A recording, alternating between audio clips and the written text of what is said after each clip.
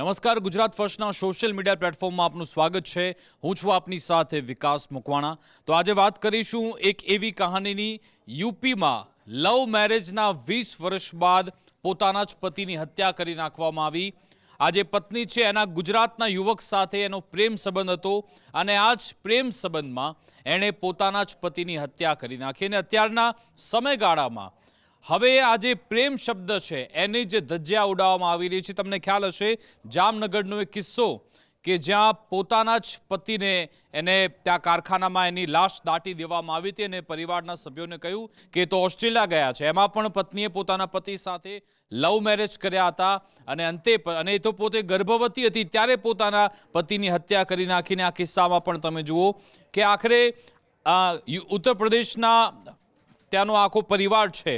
આ જે પતિ પત્ની છે, પતિનું નામ છે ઉમાશંકર, પત્નીનું નામ છે મમતા। 20 વર્ષ પહેલા એમના લગ્ન થયા હતા। એમની 12 વર્ષની એક દીકરી પણ છે, 18 વર્ષનો દીકરો પણ છે, એટલે એક સુખી પરિવાર હતો। પણ ખબર નહીં એવું તો શું હોય છે કે પહેલા પણ 20 વર્ષ પહેલા પ્રેમ થયા હતા, પ્રેમ થયો હતો ને પછી ફરી એકવાર વધુ એક પ્રેમ થયો અને એમાં ઉમાશંકરનો ભોગ લેવાઈ ગયો છે। આખરે આખી આ કહાની શું છે એના વિશે જ વાત કરીશું। તો મેં કહ્યું કે આ જે ઉમાશંકર છે એ ઉત્તર પ્રદેશના પીલીભીતના રહેવાસી છે। ત્યાં ગામમાં એમની પોતાની જમીન પણ છે અને રોજગારી માટે એમણે ગુજરાતને પસંદ કર્યું હતું। ઉમાશંકર ગુજરાતમાં એક કામગીરી કરી રહ્યા હતા અને ઘણા સમયથી એની સારી કામગીરી ચાલી રહી હતી। એમનો જે પરિવાર છે એ પત્ની અને એના બંને બાળકો એ પીલીભીતમાં રહી રહ્યા હતા। જો કે વર્ષ 2024નો આ જે ઘટનાક્રમ થયો એના કારણે આજનો દિવસ કદાચ આપણે કહી શકીએ કે ઉમાશંકર આ દુનિયામાં રહ્યા નથી ને એમની જ પત્નીએ એમની હત્યા કરી નાખી। 2024 એટલા માટે કારણ કે પહેલાં તો ઉમાશંકર અહીંયા એકલા જ રહેતા હતા, કારણ કે એ જે કામગીરી કરવાની હોય અહીંયા પોતે એકલા રહે ને પછી પૈસા ત્યાં વતન મોકલાવતા અને સમયાંતરે પોતાના વતન તે જતા હતા। 2024માં એવું બન્યું કે ઉમાશંકર કે અચાનક એમની તબિયત ખૂબ બગડી અને એમને લાગ્યું કે હવે મારી પત્નીને અહીંયા ગુજરાત બોલાવી દેવી જોઈએ, એટલે એમણે એમના પોતાના પરિવારના લોકો અને પોતાની પત્નીને ગુજરાત બોલાવ્યા કે મારી સાર સંભાળ પણ થઈ જશે અને હું સારો સ્વસ્થ થઈ જઈશ અને પરિવાર સાથે રહેવાનો મોકો પણ મળશે। જો કે એ જ ઘટનાક્રમ, એ ટર્નિંગ પોઈન્ટ ઉમાશંકરના જીવનમાં આવ્યો અને સાથે સાથે જ્યારે આ મમતા ગુજરાતમાં આવે છે, એ લોકો જ્યાં રહેતા હતા પાડોશમાં રહેતો એક વ્યક્તિ છે અને સાથે સાથે કહેવામાં એ પણ આવે છે કે કદાચ ઉમાશંકર સાથે જ એની જોબ ચાલી રહી હતી। નકુમ ભાવેશ કરીને એક વ્યક્તિ છે, ગુજરાતનો જે એક યુવક છે 32 વર્ષીય એ યુવક, જેની સાથે મમતાની આંખ મળી જાય છે, ફરી એકવાર એને પ્રેમ થાય છે અને પછી બંને સાથે ફરવા લાગે છે। અને આ વાતની જાણ શરૂઆતમાં તો 2024નો આખો મામલો છે ત્યારે ઉમાશંકરની બાબતની પહેલાં શરૂઆતમાં જાણ નહોતી, પણ ધીમે ધીમે નકુમ ભાવેશ અને મમતા બંને સાથે ફરવા લાગ્યા, એમની વાતચીત થવા લાગી, પ્રેમ સંબંધ એમનો આગળ વધવા લાગ્યો ત્યારે ઉમાશંકરને ખ્યાલ આવ્યો અને પછી ઉમાશંકરે પોતાની પત્નીને ત્યાં પરત મોકલી દીધી। જો કે વાત ત્યાંથી અટકતી નહોતી, વાત ત્યાંથી ન અટકી, બંને વચ્ચે વિવાદ ચાલતો રહ્યો। જો કે મમતા એ પણ એ જે એનો પ્રેમી છે, કથિત પ્રેમી નકુમ ભાવેશ, એની સાથે વાતચીત કરતી જ રહેતી હતી। જો કે આ સમગ્ર વિવાદને લઈ હવે પરિવારના લોકોને પણ ખબર પડી ગઈ કે મમતા કોઈ બીજા વ્યક્તિ સાથે વાતચીત કરી રહી છે ને પછી પરાકાષ્ઠા એ પણ થઈ કે જે યુવક છે ગુજરાતનો નકુમ ભાવેશ, એ પાછો ત્યાં પીલીભીત પણ પહોંચી ગયો, ત્યાં જઈને રહેવા લાગ્યો હતો અને ઉમાશંકર અહીંયા ગુજરાતમાં અને એની પત્ની ત્યાં પીલીભીતમાં હતી અને ત્યાં ભાવેશ પર ત્યાં પણ પહોંચી ગયો હતો અને બંને બજારમાં મળતા હતા, એકબીજા સાથે વાતચીત, એમનો સંબંધ આગળ વધી રહ્યો હતો અને એટલા માટે જ પછી ઉમાશંકરે નક્કી કર્યું કે હું હવે પીલીભીત પરત જઉં છું। લગભગ 31 જુલાઈ આખો આ બનાવ બન્યો હતો જ્યારે એનું મર્ડર થઈ ગયું। એના 3-4 દિવસ પહેલાં જ ઉમાશંકર ત્યાં પહોંચ્યો હતો પીલીભીત અને પોતાના પરિવાર સાથે હતો। એને હતું કે હવે આખો વિવાદ પતી જશે, પણ પત્ની કંઈક અલગ જ એ મનમાં બનાવીને બેઠી હતી। પત્નીને એવું હતું કે મારે હવે ઉમાશંકરને રસ્તામાંથી હટાવી દેવો છે। તમે જુઓ કે આજ લવ મેરેજ કર્યા હતા ઉમાશંકર જોડે, જો કે આજ મમતા કે જેણે હજુ તો 2024માં એક યુવકને મળે છે એની સાથે કોર્ટ મેરેજ પણ કરી લે છે। ખુલાસો એ પણ થયો કે મમતાએ જે નકુમ ભાવેશ ગુજરાતનો જે યુવક છે એની સાથે કોર્ટ મેરેજ પણ કરી લીધા અને હવે એની સાથે જ રહેવાનું એણે મન બનાવ્યું। તમે જુઓ કે એની 12 વર્ષની એક છોકરી છે, 18 વર્ષનો એક છોકરો છે, એનું કશું એને પડી નથી અને એ બીજા સાથે હવે સંસાર આગળ વધારવાનું મન બનાવે છે. એટલું જ નહીં, આ બધી વાતે સામે ચાલીને કંઈ પણ શક્તિથી ડાયવોર્સનો પણ એક રસ્તો છે, પણ એણે કયો રસ્તો અપનાવ્યો?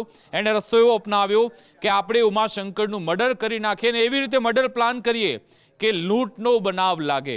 એટલે કે ઉમાશંકરની હત્યા માટે એક એવું આખું પ્લાન તૈયાર કરવામાં આવ્યો. 31 જુલાઈ નક્કી કરવામાં આવી કે આ એને મારી દેવાનો છે.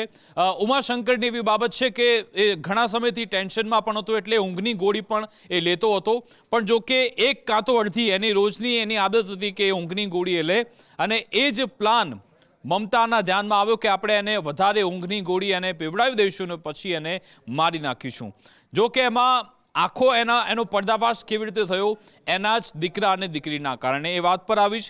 31 જુલાઈએ જ્યારે ઉમાશંકર સાંજે 7 વાગે એનું જે નિવાસસ્થાન છે, હું તમને એમના વિઝ્યુઅલ પણ બતાવી દઉં, તમે જો એનું જે નિવાસસ્થાન છે, આ એની પત્ની છે મમતા, અને પછી આગળ એનો ફોટોગ્રાફ આવશે, જે પતિ છે ઉમાશંકર અને એના જે દીકરા દીકરી બધા.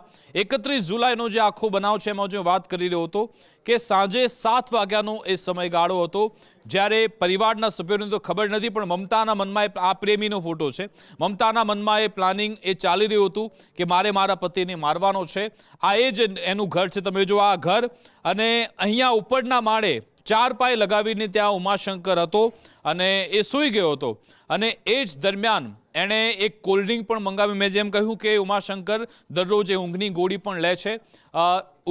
એની પત્ની છે, એણે એવું કર્યું, એક સાથે 15 થી 20 ગોળી પીસીને એ કોલ્ડ્રિંક્સમાં એણે મિલાવી દીધી અને પછી પોતાના જ દીકરીને કહ્યું, એની દીકરીને કહ્યું કે જા પપ્પાને આ કોલ્ડ્રિંક્સ આપી દે, રોજ એ પીતા હોય છે તો એ ત્યાંથી એ પી લેશે. અને એણે પછી દીકરીના હાથે જ એના પિતાને એ ઊંઘમાં જે કોલ્ડ્રિંકમાં ઊંઘની ગોળી મિલાવીને પીવડાવી દીધી. અને લગભગ 3-4 કલાક થઈ ગયા જ્યારે એનો મોટો દીકરો છે, વિક્રમ નામ છે, વિવેક કાં તો વિક્રમ, મને અત્યારે યાદ નથી, એ પાછો ઉપર 9 વાગે જાય છે કે પપ્પાને બોલાવા કે પપ્પાજી કેમ નીચે આવ્યા નહીં, કે શું વાત થઈ? તો એની માતા કહે છે કે પપ્પાને ત્યાં આરામ કરવા દે, તમે લોકો અત્યારે બધા જમી લો, પપ્પાને આરામ કરી લો, પછી અમે જમી લઈશું. લગભગ 3-4 કલાક થઈ ગયા પછી એ મમતા, જે આ પત્ની છે, એ પોતાના બાળકોને પણ કહે છે કે તમે પણ આ કોલ્ડ્રિંક પી લો, કારણ કે એને પ્લાન બનાવી રાખ્યો હતો કે રાત્રે બધા જો આવી રીતે ઊંઘમાં રહે તો હું મારા પતિની હત્યા કરી નાખું. પણ દીકરા અને દીકરી બંને એના જે એની દીકરી છે અને દીકરો, એ બંને ના પાડી કે અમારે કોલ્ડ્રિંક નથી પીવી. એ લોકો એમણામાં જ સૂઈ ગયા. અને લગભગ રાત્રે 1 વાગ્યાના અરસામાં, જ્યારે કેમ કે 15 થી 20 ગોળી પીવડાવવામાં આવી હતી ઊંઘની, એટલે એકદમ ઘેનમાં હતા. અને પછી રાત્રે આ શું કરે છે મમતા, એ પોતાના જ પતિની ઉપર બેસી જાય છે અને પોતાની સાડી વડે ગળે ટૂંપો આપી દે છે. પોતાની એ સાડી વડે જ્યાં સુધી ઉમાશંકરના શ્વાસ બંધ થતા નથી ત્યાં સુધી એ ગળે ટૂંપો આપ્યા કરે છે અને પછી એનું ત્યાં મર્ડર કરી નાખે છે. અને પ્લાનિંગ એ શું કરે છે, એણે વધુ એક સીડી પણ ત્યાં મંગાવી. મેં તમને જે ઘર બતાવ્યું ને, એણે લૂંટનો પ્લાન એવી રીતે બતાવ્યો કે પોતાના જ ઘરેણાની પોટલી પણ એક જગ્યાએ છુપાવી દીધી, એટલે પોલીસને એવું બતાવવામાં આવે કે આ તો લૂંટ હતી. સાથે સાથે ઘરની બહાર એક સીડી પણ લાવીને મૂકી દેવામાં આવી, એટલે કે આ સીડીની મદદથી લૂંટારૂ આવ્યા અને મારા પતિ સાથે માથાકૂટ કરી, એ સોનું એ દાગીના લઈને ભાગી ગયા અને પતિનું મર્ડર કરી નાખ્યું. આવી એણે એક સ્ક્રિપ્ટ તૈયાર કરી હતી. પણ એમાં ટર્નિંગ પોઈન્ટ એ આવ્યો કે જે એના દીકરા દીકરી છે બંને, 12 વર્ષીય દીકરી અને 18 વર્ષીય દીકરો, મોડી રાત્રે દીકરીને શું થયું તો દીકરી જાગી ગઈ. એણે જોયું કે માતા બાજુમાં એ ખાટલામાં નથી અને પછી એ ચેક કરવા ગઈ કે ઉપર શું થઈ રહ્યું છે. ઉપર જોયું તો પિતાની લાશ પડી છે. એણે બધા રડવા લાગ્યા, આસપાસના ગ્રામજનો એકઠા થઈ ગયા.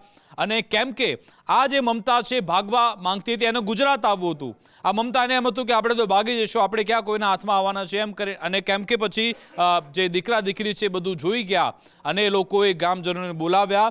પોલીસને પણ રાત્રે બોલાવવામાં આવી અને લગભગ આ જે ગામ છે ત્યાંથી થોડાક જ આગળ એક ખેતરમાં મમતા આ જે કોર્ટ મેરેજ કર્યા એનું પણ આ સર્ટિફિકેટ છે, એ ખેતરમાં જ મમતા ત્યાં છુપાયેલી હતી.